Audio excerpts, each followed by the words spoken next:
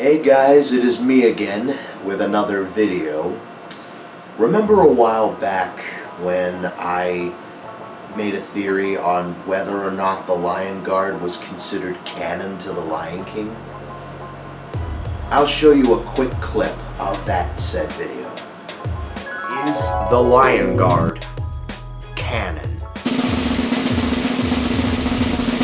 It can't be. The reason I say that is because it makes no sense with the story. Like, basically, where was Kion in the Lion Guard during The Lion King 2? Like, did he die or something? Did he get banished into the Outlands? What's the story? Yeah. Well, I wanted to revisit that topic because apparently, my statement turned out to be false. That's right, people. The Lion Guard is indeed considered canon. And I'll explain why. According to Season 3, and before we get to Season 3, let me catch you up a little bit. So, Season 1, it's basically, the basic stuff. It's just the Lion Guard fighting either Janja and the hyenas or Maku and the crocs and Ray Ray and the jackals, whatever. Season 2, they bring back the main villain from the first Lion King, Scar. They bring back Scar.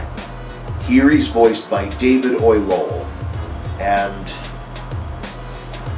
I have to say, I don't know, he sounds absolutely nothing like Jeremy Irons or Jim Cummings. They could have just brought Jim Cummings back.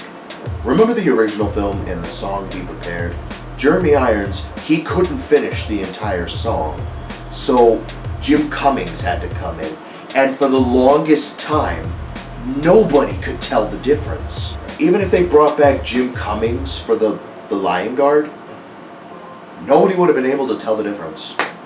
Because Jim Cummings does the voice so well. It's like you can't even tell whether it's Jeremy Irons or Jim Cummings. But no, they had to go with a completely different actor, David Oyelowo, who, again, sounds absolutely nothing like Scar. Yeah, so basically Season 2 is basically Scar building up his army, and now we get to Season 3. This is where it connects with The Lion King 2. It starts off with the pilot, Battle for the Pride Lands, where basically Kion the Lion Guard and the animals of the Pride Lands try to get rid of Scar once and for all. Also, Janja has a change of heart in this one. Yeah, so Janja ends up betraying Scar. So not only does Scar want to kill the Pride Landers, but he also wants to kill Janja. Now, I don't know, maybe something happened between Janja and Jasiri. Apparently, even though they hate each other, Jasiri would rescue Janja from doom, Janja, his clan, the Lion Guard, and the animals of the Pride Lands all battle the Outlanders. And the Lion Guard then get to the volcano. And basically, before that, we end up finding out Scar's backstory, how he got his scar. Apparently there was this other lion. A lot of people were speculating that it was Zira's father. But how could it be? Scar ends up roaring at him after the lion's snake friend ends up giving Scar his scar. Scar basically tells us how he got his scar. And by tells us how he got his scar, I mean sings about it. Now, we know how Scar got his scar, and how Scar became evil in the whole bit. Also, the same thing ends up happening to Kion. Scar has Ushari bite Kion and give him a scar on his left eye. Basically, it was the snake's venom that ends up turning you evil. So basically, the way Kion defeats Scar is so predictable. He ends up forgiving Scar for everything and takes a more passive approach and lets the lions of the past deal with him. And basically, they just put the fire out. Basically, that's all they do. And Ushari is so devastated of Scar's death that he literally attempts to kill Kion. And this is where it gets dark. We actually have a death in this movie. Ushari ends up killing himself in the volcano. I mean, damn! For a show that's meant for preschoolers, that's pretty dark. So after Scar is defeated, Kion is treated for his wounds. And so basically Rafiki, he tells the royal family and the Lion Guard that the only way Kion can not become evil is if he and the Lion Guard journey to the Tree of Life. Oh, and apparently there's this new flyer called Anga, and because Ono lost his sight while trying to save Bunga from the volcano. And Bunga's still the little annoying shit that he is. The original Lion Guard consisted of the fiercest, which was Kion, the bravest, which was Bunga, the strongest, which was Beshti, the fastest, which was Fuli, and the keenest of sight, which was Ono. But now with Anga, there are 6 members. So Kion's still the fiercest, Bunga's still the bravest, Beshti's still the strongest, Fuli's still the fastest, but the only difference is Ono isn't the keenest of sight anymore. Anga is. But Kion made a place for Ono. He is now the Lion Guard's smartest. So basically, the Lion Guard, the new and expanded Lion Guard. Oh yeah, here's another thing. There's also this apprentice that Rafiki has. And her name is Michiko.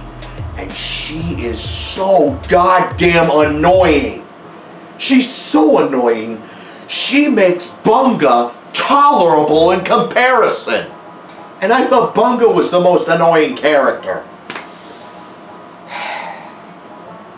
So, the new Lion Guard, along with Michiko, go to the Tree of Life. And basically they have to follow it in a certain order, basically. And there are episodes covering this. And they come across multiple villains. There's this leopard called Makucha, who at first just wants the Lion Guard out of his territory. But then he finds out about the Tree of Life and all the rare and exotic animals, which I'll get to in a moment. And he quickly changes his mind because of the potential meals. And to be fair, I actually like Makucha. Whoever voices Makucha, applause to you, because you do a really good job voicing Makucha. You sound so intimidating and so sinister. I found Makucha more intimidating than Scar. Why couldn't he voice Scar? He sounds a lot closer to Jeremy Irons than David Oyelowo does. Yeah, enough about Makucha. And then the Lion Guard goes on a lot of crazy adventures. There's this one adventure where they have to stop this ghost of the mountain, which turns out to be a female snow leopard. And then she ends up teaming up with Makucha. Then they come across Dragon Island, the island, which is filled with Komodo dragons. Oh, that's another thing. The rare and exotic creatures, a lot of them aren't even from Africa. A lot of them are from Asia. So you're meaning to tell me they travel all the way from Africa to Asia just to get to the Tree of Life? That part I don't understand. I mean, red pandas, binturongs, snow leopards, Komodo dragons? Those aren't African animals. Most of them are Asian animals. I never understood that part. The Komodo dragons also end up siding with Makucha. And then we get to a villain named Mama Binturong. She is a badass.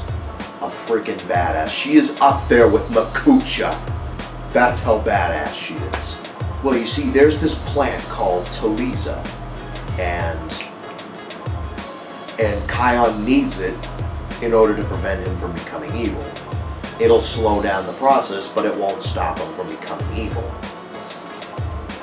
And basically, Mama Binturong absolutely loves Taliza.